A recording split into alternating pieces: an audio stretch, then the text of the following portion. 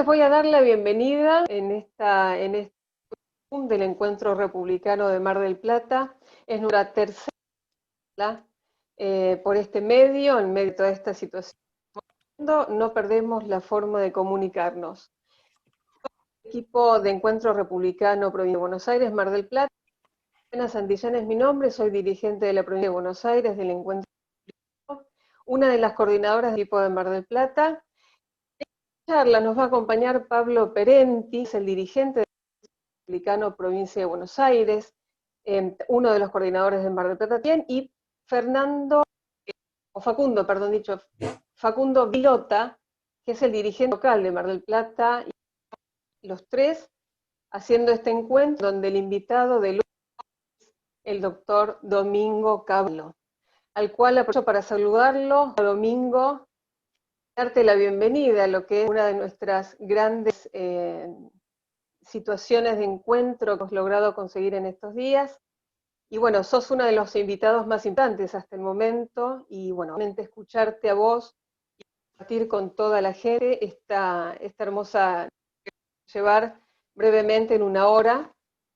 Bueno, invitarlos a todos a hagan alguna pregunta también del chat y empezar con un poco de presentación de lo que se llama simplemente Cavallo, ¿no? Porque el doctor necesita más que el nombre y apellido. Nos encontramos con una persona que ha sido uno de los protagonistas más importantes de la historia en Argentina en cuanto a lo que fue una recuperación de una hiperinflación. Por lo tanto, es un nombre con mayúsculas.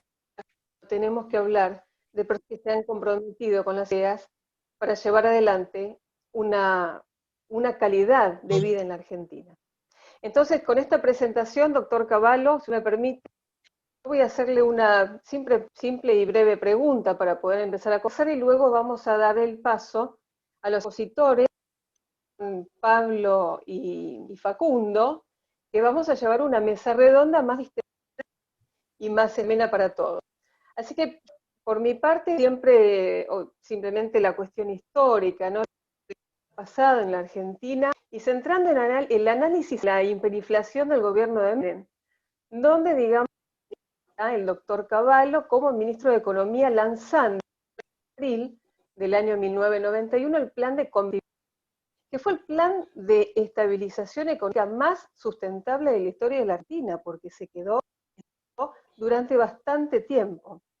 Entonces, digamos, la estabilidad de este plan económico, el plan de convertibilidad, no fue solamente un éxito en materia de recuperación económica, sino también fue acompañado de una reforma del Estado, ¿no? Con el objeto de achicarlo, justamente, que es lo que los liberales.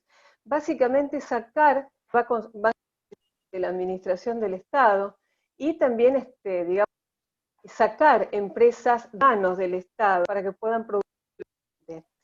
Esto obviamente llevó a que Argentina en el 93 fuera o tuviera el mejor índice inflacionario de su historia. Entonces, Domingo, me gustaría preguntarle muy brevemente que nos cuente cómo fue ese plan cómo fue desarrollado y qué importante fue también, simultáneamente al plan, la reforma de... Bueno, muchas gracias por la invitación, Juliana, y es un gusto estar con ustedes. El nombre Encuentro Republicano me cae muy bien. Cuando yo creé un partido político que lamentablemente no sobrevivió, le puse de nombre Acción por la República, porque yo creo que las instituciones republicanas son claves para que pueda funcionar bien una sociedad. Por supuesto, también las reglas de la democracia y también, por supuesto, el sistema federal de nuestra Constitución. Pero la clave está en la división de poderes, y porque solo un país que funcione con una buena división de poderes y donde el Poder Judicial pueda cumplir con su, control, su función con total independencia, es un país en el cual se pueden asegurar las libertades que son esenciales para el funcionamiento de la sociedad. En fin, para ir a hacer un poco de historia, en el libro que yo publiqué justamente con mi hija, Sonia María, que primero lo publicamos en inglés porque nos lo encargó una editorial de Nueva York y Londres, Routledge, pero luego el Ateneo publicó una traducción al español que nosotros hemos revisado cuidadosamente y que nos gusta mucho. Está ahora circulando y he visto que hay mucha gente que está leyendo este libro, lo cual me pone muy Todo contento. pasa por algo. Y yo pienso que Economía en tiempos de crisis, ¿puede ser, Domingo? No, Economía en tiempos de crisis fue el anterior El que anterior, publiqué. volver a crecer entonces. No, Volver a crecer fue el primero. O sea, Ah, perdón. Entonces, ¿este cuál es? Así me lo anoto. no, este se llama Historia Económica de la Argentina. Es el último Perfecto. libro. Si ustedes entran a mi blog, ahí van a ver todos los libros que yo escribí, y este es el último, y este es el que tiene más actualidad también. Por supuesto, Camino a la Estabilidad también, y esta inflación, que fue el inmediato anterior a Camino a la Estabilidad, que lo escribí en el año 2008, y dije, bueno, tal como vamos a caer en una estanflación que después va a ser muy difícil salir de la estanflación. Es una de las situaciones de la economía más complejas para salir del enredo que significa la combinación de recesión, estancamiento con inflación muy alta y con tendencia a acelerarse, ¿no? Pero para ir al episodio de la convertibilidad y de las reformas de los 90, permítanme decirle que Argentina hacia 1990 había tenido 45 años de inflación, estanflación y finalmente llegó a la hiperinflación. El común denominador de esos 45 años anteriores, desde mediados de la década del 40 hasta 1990, fue que vivimos siempre con inflación y muchos intentos de estabilización, pero que duraban muy poco y tenían la característica de que después de cada intento de estabilización, volvía la inflación a resurgir con más vigor todavía y entraba en una etapa más alta que la anterior, ¿no? Ese fenómeno persistente de inflación que se iba agravando a través del tiempo era consecuencia no solo de la política monetaria, sino de toda la organización o mala organización de la economía argentina que se fue gestando a través del tiempo, precisamente por el abandono de los principios alberdianos de la Constitución Nacional, tanto en materia política como en materia económica. Y Eso ocurre con yo había la dirigido, reforma de Perón, es donde la acción privada pasa a ser una cuestión utópica, ¿no? claro, pero 10 años antes del momento en que yo entré a la política, había dirigido un instituto de investigaciones económicas que habíamos estudiado la realidad argentina en profundidad, y nuestra óptica era de que Argentina era un país mal organizado económicamente hablando. Utilizábamos una expresión que había acuñado Adolfo Sturzenegger, que nos parecía muy descriptiva de los defectos de organización de la economía argentina, que era que Argentina era un socialismo sin plan y un capitalismo sin mercado, siendo que el sector público grande de las economías socialistas requiere para funcionar mínimamente bien que tenga un plan, en particular presupuestos del sector público. Y por otro lado, una economía capitalista, una economía de libre mercado y de iniciativa privada requiere que funcionen los mercados con transparencia, con competencia, en forma libre, que haya libre entrada y salida en los mercados. Nosotros teníamos un muy mal sistema, no solo porque era una combinación de socialismo y capitalismo, porque en realidad todas las economías del mundo tienen una cierta combinación de estos dos sistemas económicos, pero nosotros teníamos la peor combinación imaginable, porque era un socialismo sin plan y un capitalismo sin mercado. Por lo tanto, siempre el enfoque nuestro fue plantear una reorganización integral de la economía argentina. Y así lo pregoné mientras yo estuve en el Congreso Nacional durante 2 años, en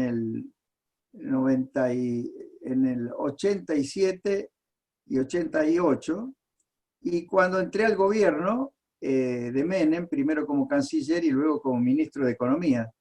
Yo le tuve la oportunidad de explicarle a Menem, y en eso me ayudó Alzogaray, a quien Menem había empezado a respetar mucho, que necesitábamos hacer una reorganización completa de la economía. Por eso,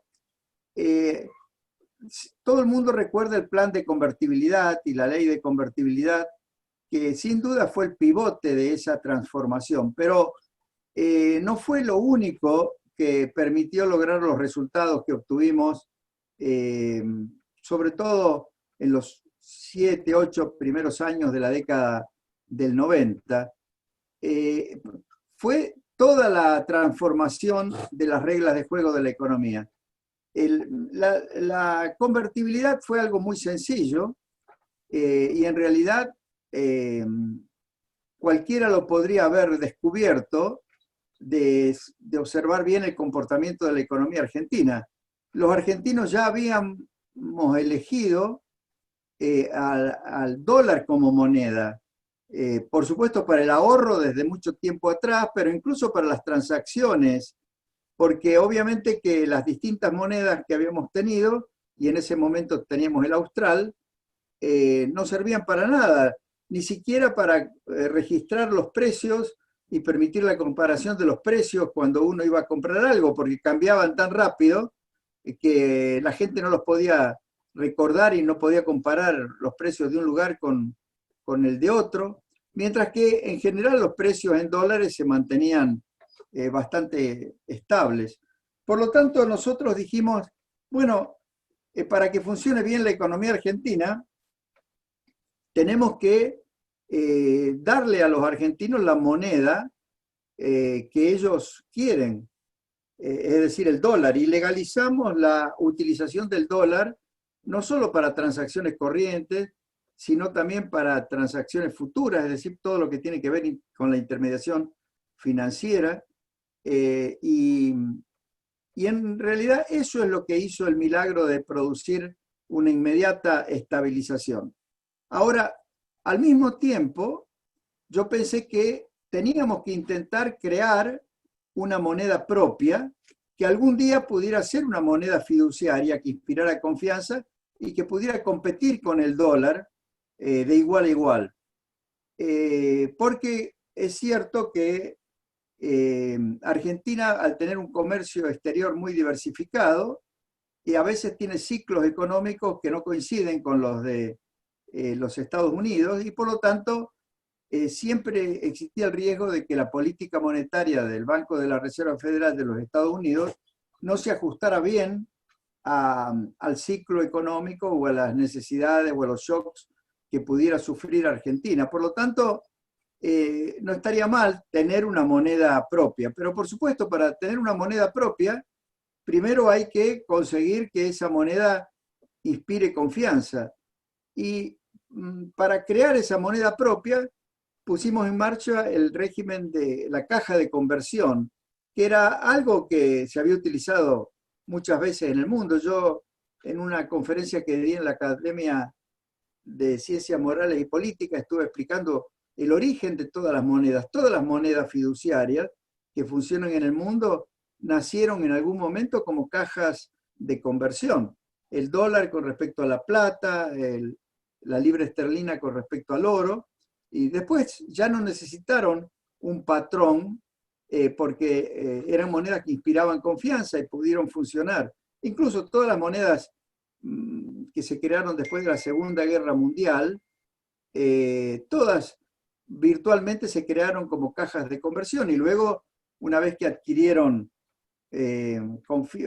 inspiraron confianza, se transformaron en monedas fiduciarias, ¿no? Yo tenía la expectativa de que Argentina, a través de la caja de conversión que respaldaba cada peso que se iba a poner en circulación con dólares, y que iba a tener por el momento una paridad fija con respecto al dólar, iba a ser convertible 1 a 1 con respecto al dólar, en algún momento iba a ser una moneda que ya no necesitara un patrón porque iba a inspirar confianza.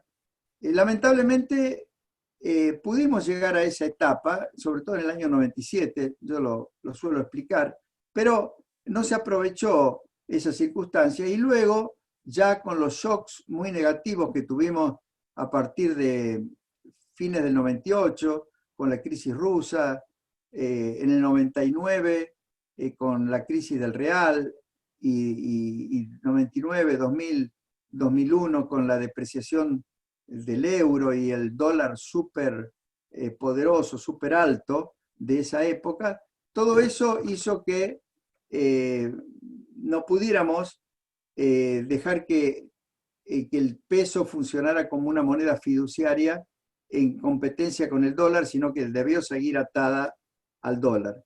Ahora,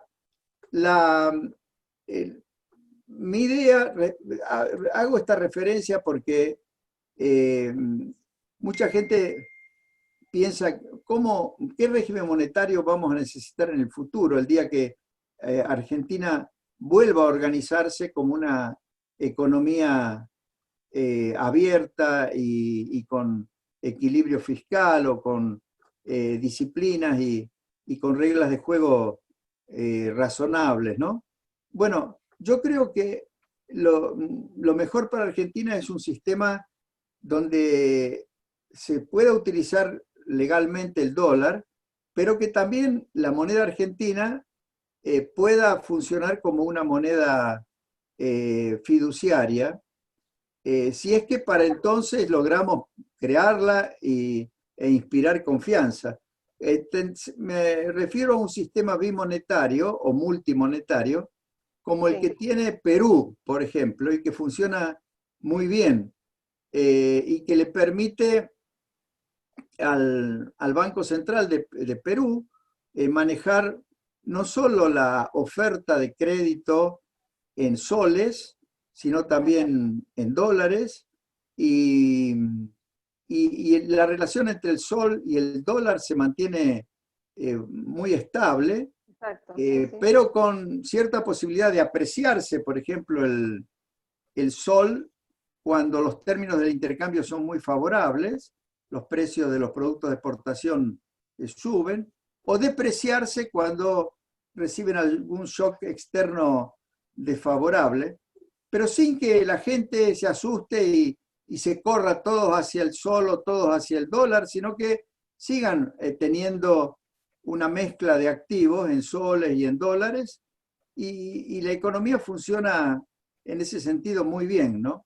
Ahora, doctor, ahora para poder llevarlo a otros temas, vamos a dar paso a los expositores y decir también algo muy importante, que del plan o de la ley de convertibilidad, usted lo que lanza también es la eliminación de las retenciones a las exportaciones, y al año siguiente 20 impuestos distintivos bajaron, se eliminaron las retenciones restricciones cualitativas. Esto también ha sido una cuestión simultánea, la de convertibilidad. Bueno, justamente... Paso al ingeniero Pablo Perenti. Pablo, para que pueda también a sus preguntas, por la respuesta por la acción de la convertibilidad, por la ley de convertibilidad, que es lo que los argentinos le vamos a creer siempre. Pablo, bueno, adelante. Yo justamente expliqué lo de la ley de convertibilidad porque por ahí habías comenzado a preguntarme, pero La reforma fue mucho más amplia y en mi opinión Claro. fue más importante la decisión de abrir completamente la economía. El gesto más importante fue la eliminación de las retenciones, porque una economía con altas retenciones es una economía que tiende a cerrarse, porque uno precisamente desalienta las exportaciones, ¿no? En fin, pero dejémosle a Pablo que haga las preguntas que le parezcan Gracias, pertinentes. Domingo. Pablo, tú tenés la palabra. Bueno, gracias, buenas noches a todos. Un saludo a Juliana, Facundo y a Domingo Felipe Cavallo. Veo que en la sala ya hay 145 personas, así que la verdad que es un éxito esta charla. Bueno, Domingo, yo quería un poquito llevarlo más para el lado político. Usted armó en 1997 un partido político nuevo, que es un poco lo que estamos haciendo nosotros ahora. Y en las elecciones del 99 obtuvo el tercer lugar con más del 10% de los votos. Y quisiera que nos cuente un poco, porque usted tampoco venía de la política, sino que había sido toda su vida economista, y de pronto decide meterse en la política. ¿Cómo fue esa experiencia del 99 con toda una campaña electoral muy distinta a lo que son las campañas de ahora, ¿no? Con otras, sin redes, sin medios tan masivos como hay hoy en día? Que nos cuente un poquito esa experiencia. Bueno, primero quiero decirles que armar un partido político con presencia en todo el territorio como para poder respaldar candidatura presidencial y también a senadores, a diputados y a gobernadores, es una tarea enorme, enorme. Yo la comencé en el 97 y tuvimos un éxito inicial en la ciudad de Buenos Aires, en Córdoba y también en la provincia de Buenos Aires, aunque en la provincia era mucho más difícil. Y después, en el 99, bueno, presentamos candidatos en todo el país. Yo sabía que no tenía ninguna chance de ser elegido presidente en esa oportunidad, pero mi intención era consolidar un partido político y abrir un espacio que pudiera jugar en el Congreso el papel que había visto yo que jugaba el Partido Liberal en Alemania frente a los socialdemócratas y a los demócratas cristianos. Cualquiera de los dos grandes partidos de Alemania, para formar gobierno, tenía que hacer una alianza con los liberales. Y los liberales siempre controlaban dos ministerios, el de Economía y el de Relaciones Exteriores, ¿no? Era una especie de árbitro el Partido Liberal en Alemania. Así es. Y además era el que aseguraba la continuidad de las políticas fundamentales de Alemania, tanto en política exterior como en política económica, ¿no? O organización de la economía. Así que ese era el rol que yo pensaba que mi partido por el momento podía llegar a jugar. Por supuesto, después si teníamos éxito podríamos eventualmente haber llegado a ganar la elección presidencial en algún momento. Y yo creo que hubiéramos llegado de no haber quemado yo las naves en el año 2001, integrándome al gobierno de la Alianza. Pero yo sentí la obligación de apoyarlo a De la Rúa en ese momento tan difícil. Además, yo lo conocía desde mucho tiempo y De la Rúa había apoyado muchas de las cosas que yo había hecho en el gobierno de Menem y teníamos una gran interlocución con los economistas y con la gente que había trabajado siempre con De la Rúa. En fin, no voy a entrar en esos detalles, pero la tarea política es una tarea que requiere un gran esfuerzo Ahora a lo mejor es diferente por este uso de la tecnología, ¿no? Pero en aquel momento había que hacer muchas reuniones, tener muchos contactos personales, viajar por todo el país, hacer muchas reuniones, escuchar mucho a la gente. Los dirigentes políticos en los distintos pueblos, ciudades, en las provincias, requieren o demandan un contacto personal con quien aspira a ser su líder, ¿no? O sus líderes. Así que la tarea política yo la veo como algo que requiere una gran dedicación, una dedicación prácticamente total. Por supuesto, también se necesitan recursos económicos. O sea, a lo mejor ahora es más fácil, ya le digo, por el uso de la tecnología, pero había que apuntalar muchos viajes, muchas reuniones, y además yo siempre pensé que un partido político que tiene que prepararse para gobernar, no es cuestión solo de hacer campañas electorales y acceder a los cargos, tiene que tener equipos que estén trabajando sobre los distintos temas. Yo había hecho eso antes de ingresar al gobierno de Menem a través de la Fundación Mediterránea, que éramos un equipo de investigación que, entre paréntesis, después me ayudó a conformar el equipo de gobierno en esa época. Cuando creamos Acción por la República, al mismo tiempo creamos una fundación, Novum Millennium, que presidía precisamente Adolfo Sturzenegger y que tenía áreas equivalentes a las distintas áreas de gobierno. Y ahí había profesionales que les interesaba insertarse en la política, pero fundamentalmente para trabajar sobre temas específicos. Y eso era una tarea que teníamos que hacer paralelo a la tarea de tratar de captar votos en las elecciones, ¿no? Y por supuesto difundir las ideas. Nosotros preparamos, por ejemplo, nuestra plataforma eran 4 libritos, que cada uno de ellos cubría un capítulo importante de lo que iba a ser una futura labor de gobierno. Y no eran tan...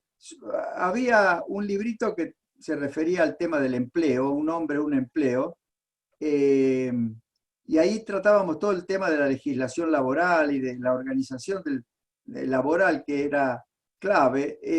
Por supuesto, el inspirador de todo lo que estaba en ese librito era el candidato a vicepresidente, Armando Caro Figueroa, que es una de las personas, en mi opinión, que mejor conoce lo que habría que hacer y lo que se puede hacer en materia de reforma del régimen laboral en la Argentina para que se pueda avanzar hacia el pleno empleo, ¿no? Porque la razón por la cual hay tanta economía informal y tantos desocupados tiene que ver con los graves defectos que tiene la legislación laboral y todo el régimen laboral en la Argentina, ¿no?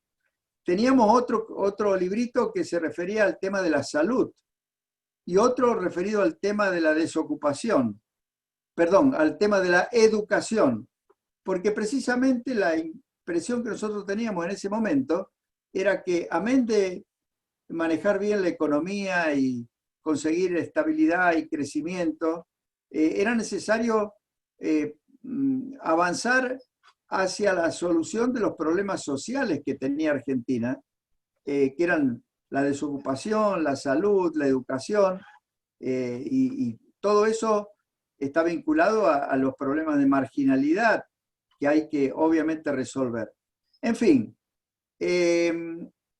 fue una gran tarea y la verdad que produjo buenos resultados, porque si bien logramos 11 diputados, éramos un bloque de 11 diputados, y realmente nos constituimos, era el complemento que necesitaba la alianza para tener mayoría en en la Cámara de Diputados. Y bueno, no me acuerdo, no tenía mayoría en senadores, pero era muy importante lograr mayoría en la Cámara de Diputados. Y nosotros le dimos en general a la alianza los votos como para que pudiera gobernar. Y después yo me involucré en el gobierno. Lamentablemente, esa experiencia de la alianza no fue la de un gobierno exitoso, fundamentalmente porque el rol que jugó ahí el vicepresidente, el candidato, el Chacho Álvarez, fue muy desestabilizador. Y además, porque los radicales mismos,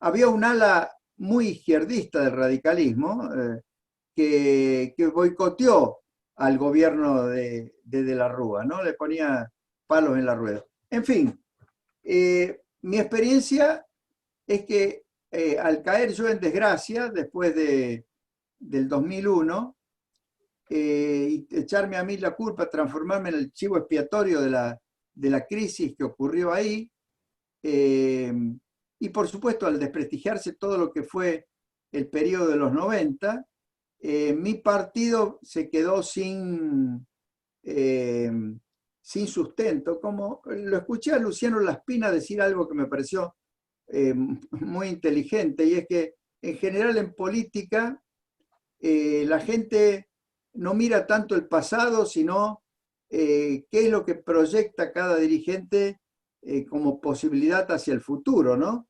De liderazgo.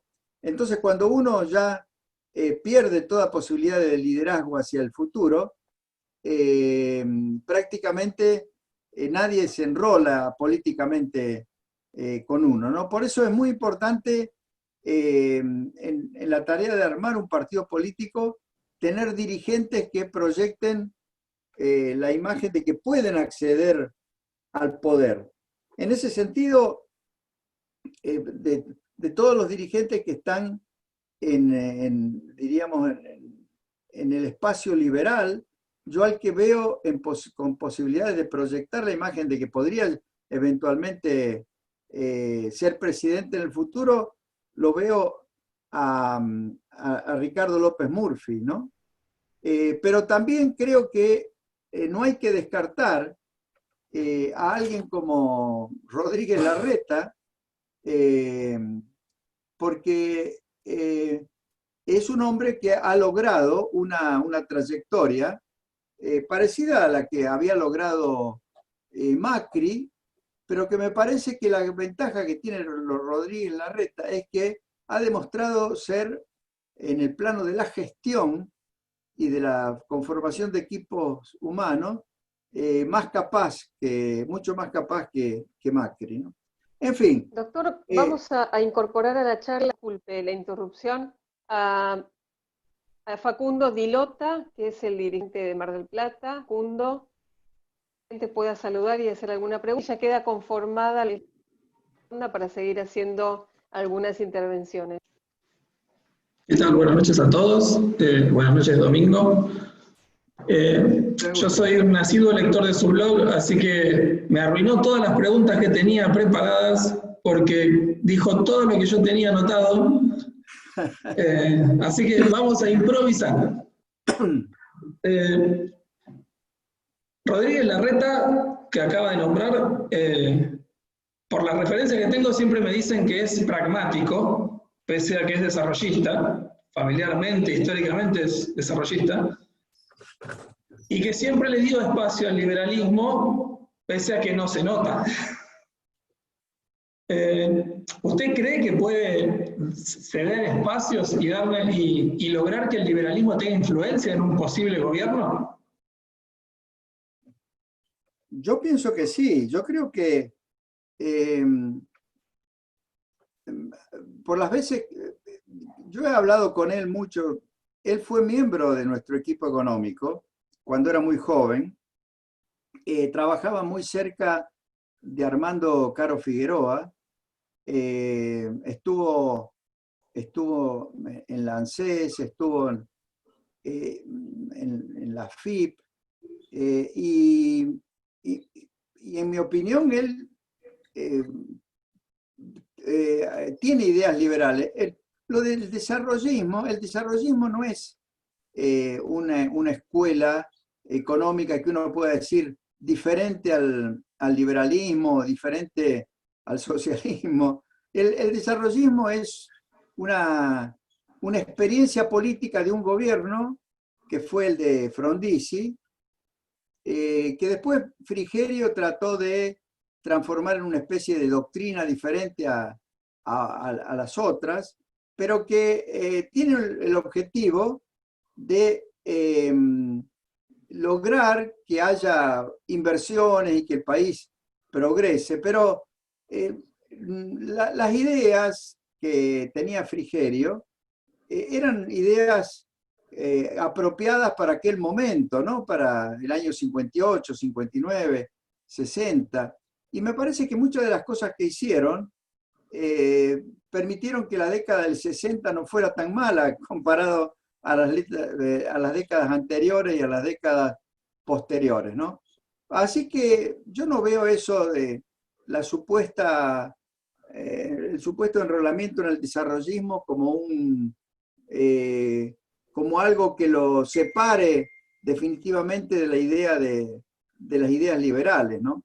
Con respecto a las ideas liberales, yo creo que son las correctas en cuanto a cómo debe organizarse una sociedad, pero hay que tener presente que todos los países tienen una historia y para llegar al futuro hay que partir del presente y con muchos condicionamientos que vienen de la historia.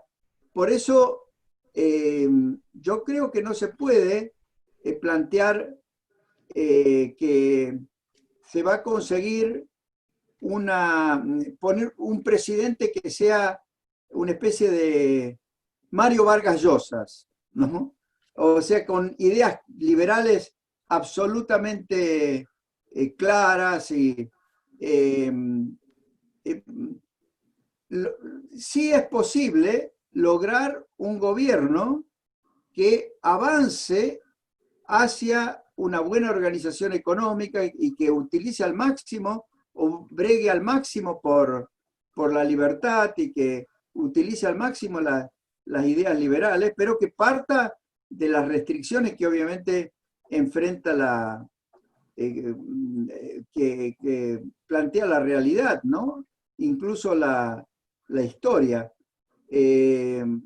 Así que yo creo que hay que buscar, por ejemplo, yo he hablado esto bastante con López Murphy, con Ricardo, y él, por supuesto, es un liberal auténtico y quiere tener el apoyo de los liberales en materia política, pero sabe que para llegar eventualmente al gobierno se necesita convocar a gente que no está ideologizada, pero que tiene sentido común y que quiere y advierte qué discurso es sincero y correcto y qué discurso es demagógico y mentiroso, que es algo que la gente está aprendiendo a diferenciar. Entonces, hay que buscar convocar a mucha gente, no solo a los que ideológicamente son liberales por convicción, ¿no? Yo creo que en política hay que sumar, no solo, digamos, tener ideas muy firmes y convicciones muy profundas, sino también hay que saber cómo se suma gente, se suman apoyos para eventualmente acceder al poder, ¿no?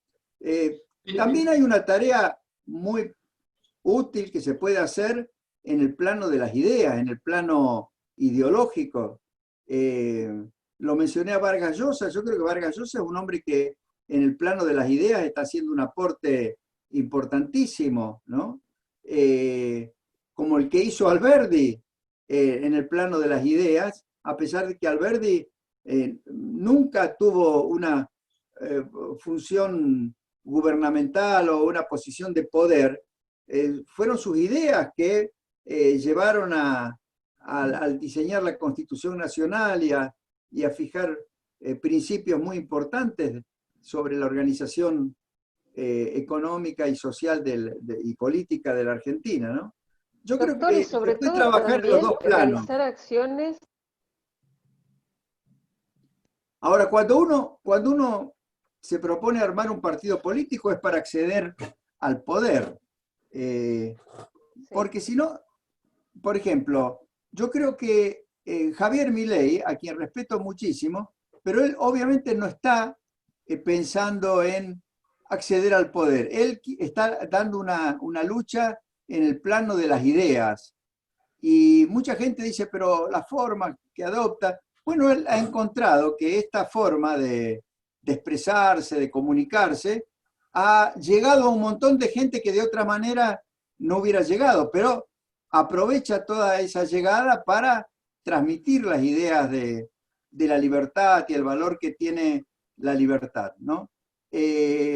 Ahora, si uno quiere acceder al poder, tiene que, diríamos, ser un poquito más concesivo. Por de pronto no se puede atacar a toda la dirigencia política y decir que todos los políticos son corruptos, porque eso no es cierto. Hay muchos políticos que están tratando de resolver los problemas del país y hacer un aporte, ¿no? Ahora es cierto que lamentablemente hay también una gran cantidad de gente que piensa en la política como para llegar a un cargo y luego enriquecerse a través de la corrupción o de la venta de favores, ¿no?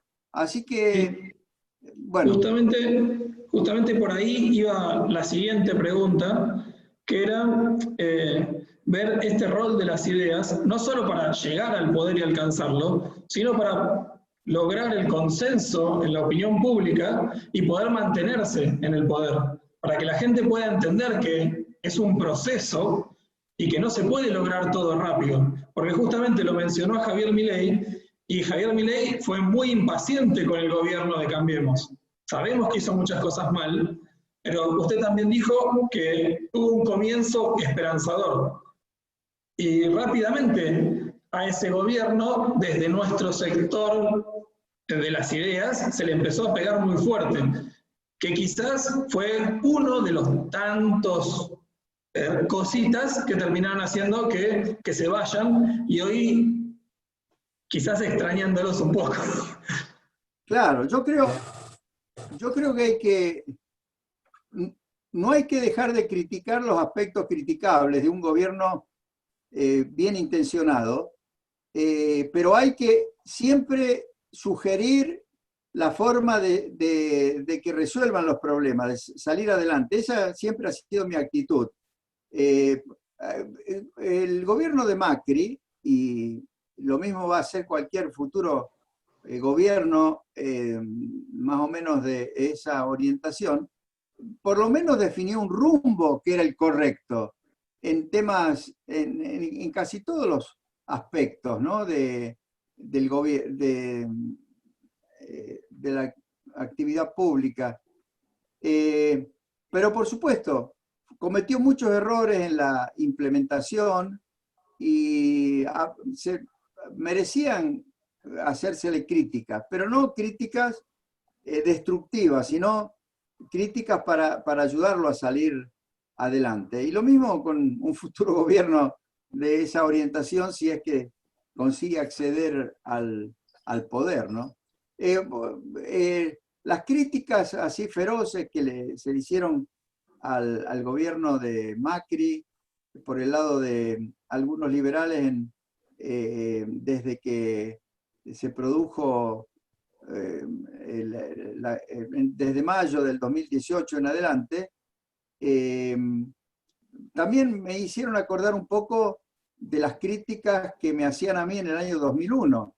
Yo lo recuerdo a Esper decir que Cavallo no baja el gasto público, que resulta que nunca el gasto público primario estuvo tan bajo como en el año 2001, ¿no? Y de la Rúa ya en el año 2000 y a principios del 2001 y más con las medidas que tomamos en el año 2001, había producido una reducción significativa del gasto primario.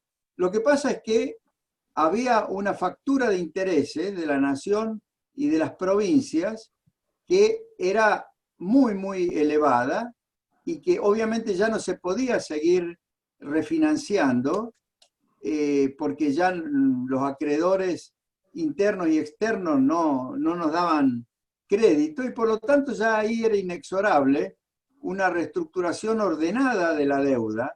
Y reestructurar la deuda en aquel momento, para colmo, no existían las collective action clauses o no era una tarea sencilla, pero estábamos embarcados en esa dirección.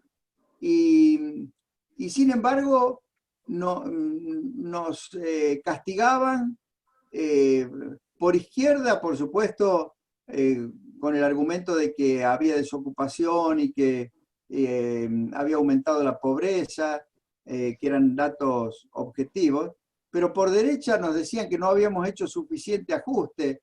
Es lo mismo que se dice que la crisis del 2001 se debió a que no le dieron apoyo a López Murphy para producir una gran reducción del gasto público cuando él fue ministro durante 15 días. Resulta que cuando yo lo reemplacé a López Murphy, que me hubiera gustado no tener que reemplazarlo, porque en realidad la propuesta que me había hecho de la Rúa era que yo fuera jefe de gabinete y López Murphy continuaba como ministro de Economía, pero después los radicales, sobre todo Leopoldo Moró, que estaba ahí adentro para simplemente perturbar el gobierno, dijo, no, que Cavallo no sea jefe de gabinete, que sea ministro de Economía, y no quisieron que continúe López Murphy. Pero después, cuando yo fui ministro, hicimos un ajuste del gasto y una reducción del déficit, el doble de la que había propuesto en esos 15 días Ricardo López Murphy. Y no fue suficiente, porque ya el problema no era un problema de déficit primario o de nivel del gasto público primario, sino que era un problema de crisis financiera, de endeudamiento que ya no se podía renovar a tasas razonables de interés y solamente se podía avanzar a través de esa tarea muy dificultosa que es enfrentar una crisis financiera. Y frente a esa crisis nos criticaban, pero por ejemplo decir que el problema era que había que seguir bajando el gasto primario y era una forma de obstaculizar todavía aún más el proceso de reestructuración de la deuda. Pero en fin, lo que yo quiero decir es que el liberalismo va a ayudar mucho a que Argentina se encauce cuando las ideas liberales logren transformarse en ideas políticamente implementables. Es decir, hay que hacer una tarea política fundamental. Yo creo que las ideas liberales entran en la mente de la gente y sobre todo ahora que la gente está sufriendo un intervencionismo del Estado hasta en aspectos más esenciales de la vida de cada uno, ¿no? Pero el asunto es que las ideas liberales se corporicen en equipos de gobierno que tengan la capacidad de enfrentar los problemas y empezar a aportar soluciones. ¿Cómo se logra apoyo político? Y se logra apoyo político demostrándole a la gente que se sabe resolver algunos de los problemas. Por ejemplo, el hecho de que con la convertibilidad eliminamos de cuajo la inflación y de inmediato se reactivó la economía. Y ahí empezó el apoyo, ahí empezó a ganar Menem y su partido y sus gobernadores todas las elecciones hasta el año 97. Cuando empezaron a perder fue cuando, como yo me había ido y empecé a formar Acción por la República, Acción por la República empezó a captar votos de gente que dejó de votar al menemismo, al peronismo, y bueno, por eso perdieron en la capital, perdieron en la provincia de Buenos Aires en el 97 y luego en el 99 perdieron a nivel nacional, ¿no? Y ganó de la Rúa. Ahora, Lamentablemente, De la Rúa, que pudo haber también encauzado el país en en la buena dirección, ahí sí tenían un problema ideológico. Dentro del radicalismo había demasiadas ideas antiliberales, ¿no? No digo antirepublicanas, porque yo creo que ellos siempre han sido respetuosos de la división de poderes y de las instituciones, pero hay mucho antiliberalismo en el radicalismo, como también en el peronismo hay menos antiliberalismo, porque en el peronismo no cuentan las ideologías, sino que lo que interesa es el poder, el acceso al poder, pero en el radicalismo había muchas ideas antiliberales. Ahora, afortunadamente, el peor de todos los radicales en ese sentido, que es Leopoldo Moró, es el principal kirchnerista, así que de alguna manera el radicalismo se ha limpiado de ese extremo, ¿no? Pero, y me parece que hay gente que, como abrevaba el mismo De la Rúa, en ideas más liberales, ¿no? Claro. Que son los que han, si me permiten, inclinado la Pablo y balanza Rondo, para del volver a radicalismo para aliarse la línea con el de PRO. preguntas. Hola, ¿se escucha? Sí. ¿Pablo? ¿Se escucha? Sí, sí, sí, sí. Me gustaría hacerle una pregunta, dos preguntas, pasarle la palabra nuevamente a Pablo y luego Facundo. ¿Usted hoy está pasando por una alta tolerancia a la corrupción y eso hace llevar siempre el poder hacia mismos sectores, hacia el verdugo socialista que hoy tenemos hoy en el gobierno? Esa es una pregunta. Y segunda es que nos cuente la anécdota de cuando usted tema de la deuda por circular 1050, ¿fue de alguna manera familia Kirchner? Bueno, esa es una anécdota. Como a mí me echaban la culpa de haber estatizado la deuda privada, cosa que era mentira, porque se decidió la estatización de la deuda privada cuando yo ya no estaba en el Banco Central, y yo fui el primero que advertí que eso iba a dejar una herencia muy mala una herencia fiscal muy mala para Argentina. Pero sí, yo resolví el problema que se había acumulado por el endeudamiento de las familias y de las pequeñas y medianas empresas por la circular 1050, que en sí era como una herramienta inocua dependiendo, o una herramienta que podía producir buenos o malos resultados, dependiendo de cómo se la alimentaba. Como hasta el año 82 habían sido muy altas las tasas reales de interés, tasas nominales muy por arriba de la tasa de inflación. La circular 1050 había dado lugar a deudas de las familias, deudas hipotecarias y deudas personales y deudas de las pequeñas y medianas empresas que excedían largamente la capacidad de pago. Entonces, yo utilicé la misma circular 1050 para dar una solución, que fue controlando la tasa de interés con la que se elaboraba ese índice, para que hubiera durante un cierto periodo tasas negativas que redujeran el peso de la deuda que se había acumulado en los años anteriores.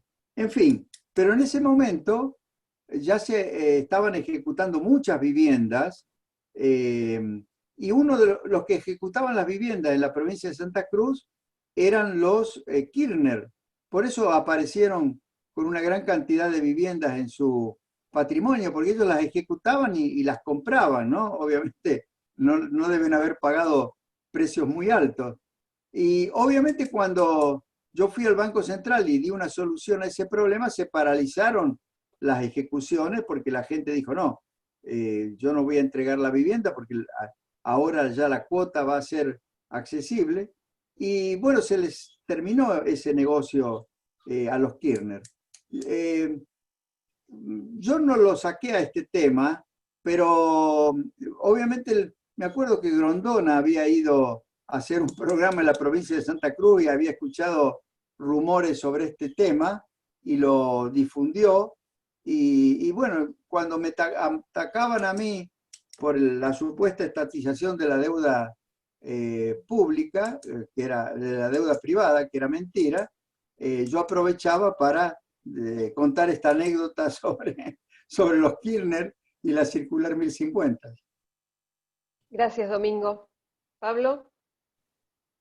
Sí, Domingo, para traerlo un poco a la situación actual en Argentina, ¿usted cree que se viene una crisis grande, como primera pregunta, y si sería posible en el día de hoy volver a implementar un sistema como el de la convertibilidad, o por la situación actual en cuanto al déficit, al gasto y sobre todo al tema de las reservas, eso se haría casi imposible en este momento? Bueno, la convertibilidad es un ingrediente de una política. Obviamente que por el rumbo que ha tomado el gobierno de Alberto Fernández, yo creo que más a instancias de Cristina Kirchner y de las ideas que le han metido en la cabeza a Cristina Kirchner, recuerden que ella dijo que ese libro Economía a contramano de Alfredo Zayat era como la Biblia económica para ella, así que si uno lee ese libro, yo justamente lo comenté en un capítulo de Camino a la Estabilidad, el primer capítulo, se da cuenta de las aberraciones que tiene esa forma de entender la economía, ¿no? Pero bueno, lamentablemente Alberto Fernández no tomó el camino que se insinuaba de los discursos de él cuando estaba enfrentado con Cristina, que todos los días los podemos ver porque hay videos que se distribuyen por Twitter, sino que tomó el camino que le gustaría y que le gusta a Cristina, ¿no? Y yo creo que con ese rumbo, Argentina, no sé si en 1 año, 2 años, 3 años o en 4 años, pero va a una situación desastrosa, más grave todavía que la que existe hoy. No en materia de nivel de actividad económica, pero sí en el conjunto. Porque claro, hoy el nivel de actividad económica está muy deteriorado por el efecto de la cuarentena como consecuencia de la pandemia. Y obviamente que algún rebote va a haber una vez que se normalice la situación. Pero todo lo que es el desorden económico que estamos viviendo, que se pone de manifiesto en la inflación, pero también en la ausencia total de crédito interno y externo para el sector público, y lamentablemente también eso va a ser para el sector privado, y la virtual inexistencia de inversión, salvo cosas muy puntuales, pero en general vamos hacia un desastre grande de la economía, ¿no? No sé si en algún momento va a haber algo que se pueda denominar hiperinflación. Yo le decía justamente a Javier Milei y a Diego Giacomini que ellos predicen que va a haber una hiperinflación, incluso medida no con los estándares de la hiperinflación en la década de los 80 o 90, sino teniendo en cuenta que ahora en el mundo la inflación es mucho más baja, así que se puede hablar de hiperinflación sin necesidad de que se llegue al 50% de inflación mensual, como se decía en aquella época. Pero la experiencia histórica de Argentina y de otros países es que el descontrol inflacionario total se produce cuando hay ya una crisis política muy grande, que prácticamente deja al país sin gobierno, ¿no? O con un gobierno que tiene una nula efectividad. Yo no sé si eso va a ocurrir y no me gustaría predecir que vaya a ocurrir porque sería catastrófico para Argentina. Pero en mi opinión vamos a seguir muy mal.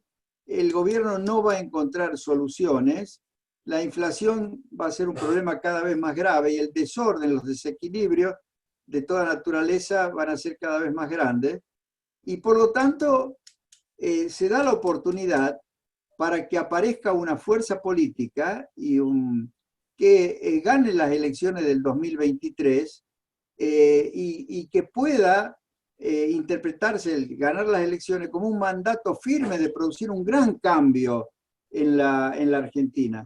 Ese sería el momento de realmente plantear, como lo hicimos en el año 91, pero evitando cometer algunos errores, varios errores que cometimos a lo largo de los 90, pero plantear una reorganización integral de la economía basada en las ideas de la libertad y de la defensa de la propiedad y de la competencia y de la iniciativa privada, y haciendo que el Estado sea poderoso.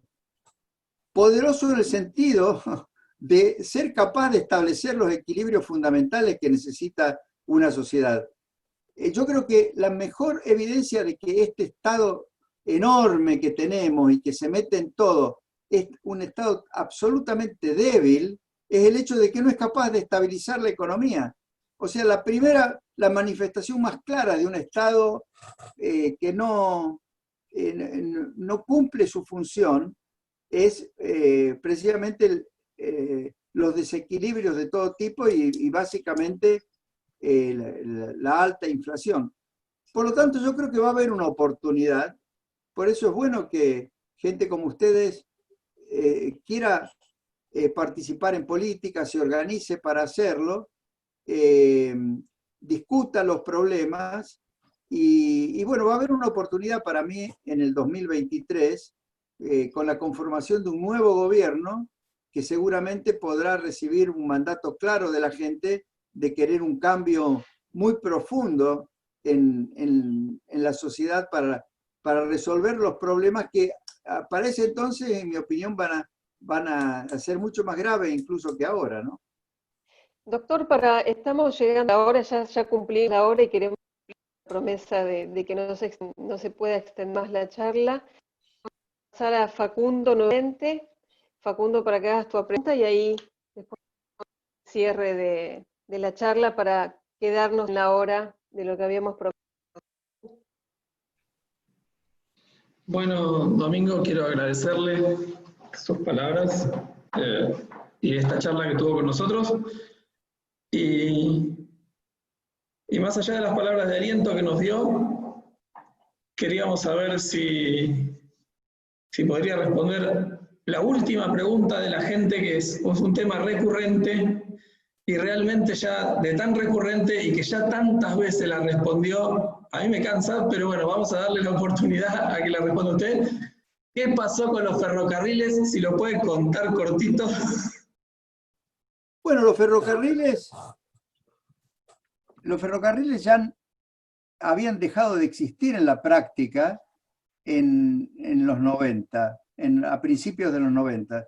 Yo recuerdo que los volúmenes de carga transportada eran insignificantes e incluso los pasajeros, los transportados, eran muy escasos, ¿no? Se puede ver en las estadísticas. Lo único que tenían abundante los ferrocarriles eran personal, tenía 120.000 personas que cobraban sueldos y generaban obviamente un déficit que era enorme. Una gran parte del déficit fiscal de esa época se originaba precisamente en el déficit de los ferrocarriles. Lo que nosotros hicimos fue lo único que podíamos hacer. Por de pronto, el transporte de pasajeros en el interior lo suspendimos porque además era muy peligroso. El estado de las vías no permitía que el transporte de pasajeros se hiciera con las mínimas garantías de seguridad.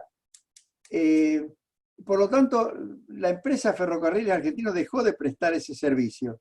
Lo que tratamos de hacer a través de la privatización de las líneas de pasajeros del área metropolitana, lo mismo que del subterráneo, fue mejorar el transporte de pasajeros aquí en todo el área metropolitana, y eso se logró. Tal es así que el número de pasajeros transportados, incluso las características de los ferrocarriles urbanos, mejoró mucho dentro de lo que se podía esperar en un momento en que Argentina no tenía muchos recursos para financiar inversiones. En materia de transporte de cargas, también se privatizaron todas las líneas para las que se consiguieron inversores y operadores privados, y 3 líneas funcionaron bien. Hay una que funciona muy, muy bien, que es la del viejo central argentino, que triplicó, cuadruplicó el volumen de cargas entre Tucumán, Córdoba, etcétera, y el puerto de Rosario y también el puerto de Buenos Aires. Y hay otras líneas que no pudieron desarrollarse porque no hubo quien hiciera las inversiones necesarias. Nosotros insistimos mucho, sobre todo con el empresariado del noroeste, de Jujuy, de Salta, que ellos deberían haberse interesado para buscar socios en el exterior y haber desarrollado, hacerse cargo del ferrocarril Belgrano, pero no se logró. Y Menem tomó la decisión de dárselo al sindicato, y el sindicato, por supuesto, lo manejó muy mal. Por lo tanto, el ferrocarril Belgrano fue un problema serio. El otro ferrocarril que no logró hacerse funcionar bien es el ferrocarril Urquiza. Lo había adquirido ese ferrocarril la firma Pescarmona, pero hubo dificultades para que funcionara bien. Pero yo diría que lo que se hizo en materia de ferrocarriles fue lo único que se podía hacer. Para rehabilitar un buen sistema ferroviario se va a necesitar mucha inversión. Y por supuesto, si el país logra crear un clima favorable a la inversión y busca un sistema de concesión que permita que el sector privado haga las inversiones, aún que el gobierno a lo mejor pueda hacer las inversiones en las vías, pero que el sector privado haga las inversiones en material rodante y provisión del servicio, podremos llegar a tener algún día un buen sistema ferroviario. Pero obviamente que no se puede argumentar, como mucha gente hace, de que en los 90 se destruyeron los ferrocarriles. Los ferrocarriles se habían destruido mucho antes de los 90.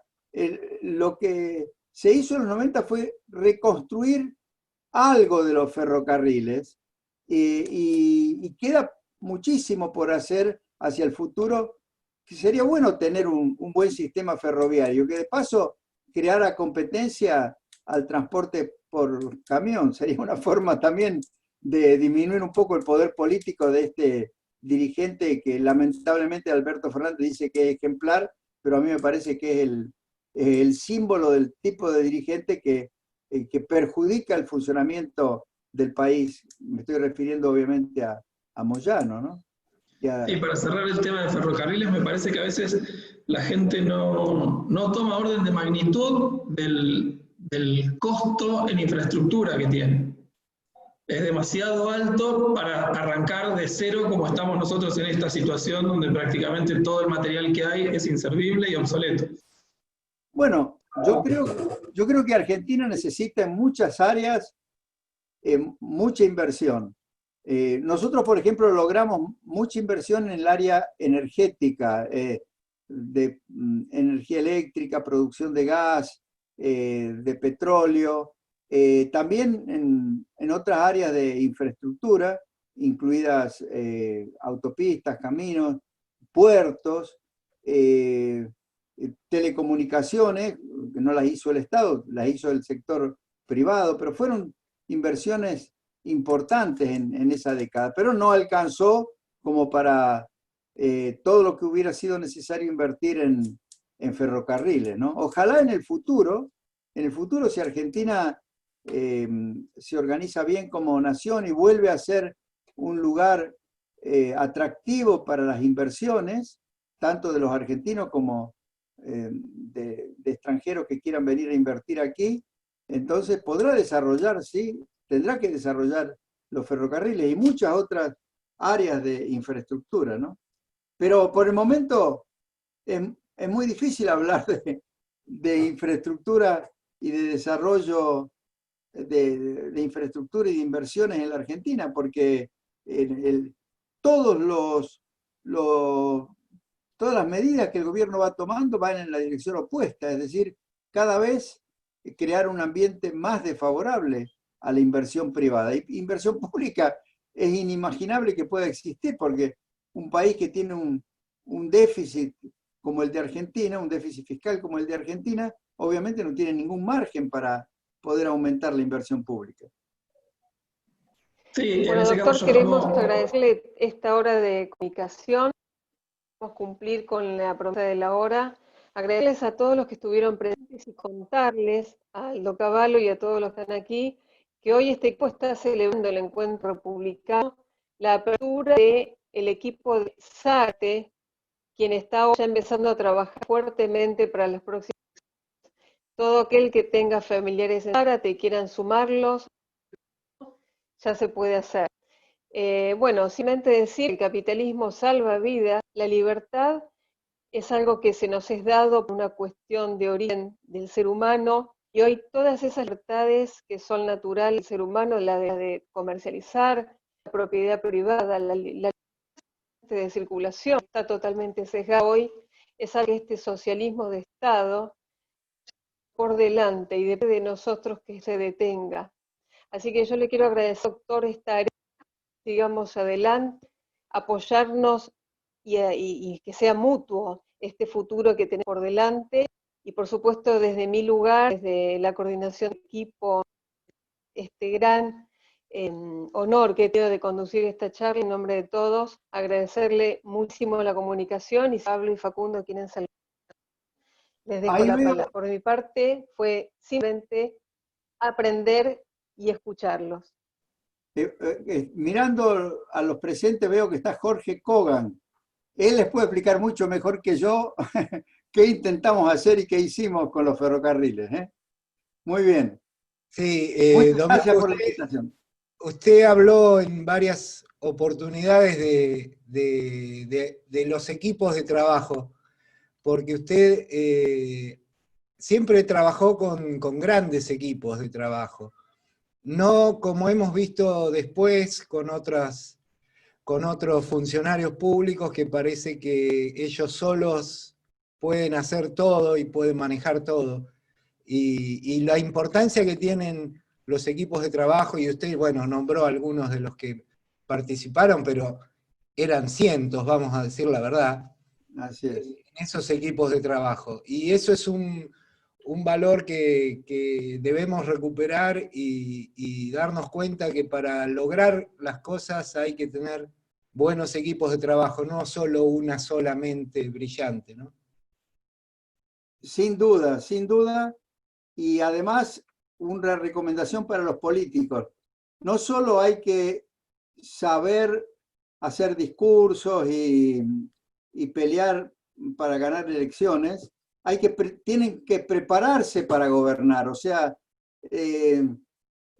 a veces es mejor quizás dedicar demasiado esfuerzo o más esfuerzo a prepararse para gobernar, aunque eso pueda significar alguna demora en el acceso al poder, que, digamos, correr y tomar el poder y no estar preparado para no saber qué hacer frente al poder. Y eso requiere movilizar a mucha gente con capacidades específicas en cada tema, de tal forma de que se esté preparado para acceder al poder, ¿no? Muy bien, les agradezco a ustedes y ha sido un gusto estar con ustedes. Muchísimas gracias. Facu, despedite, que faltamos.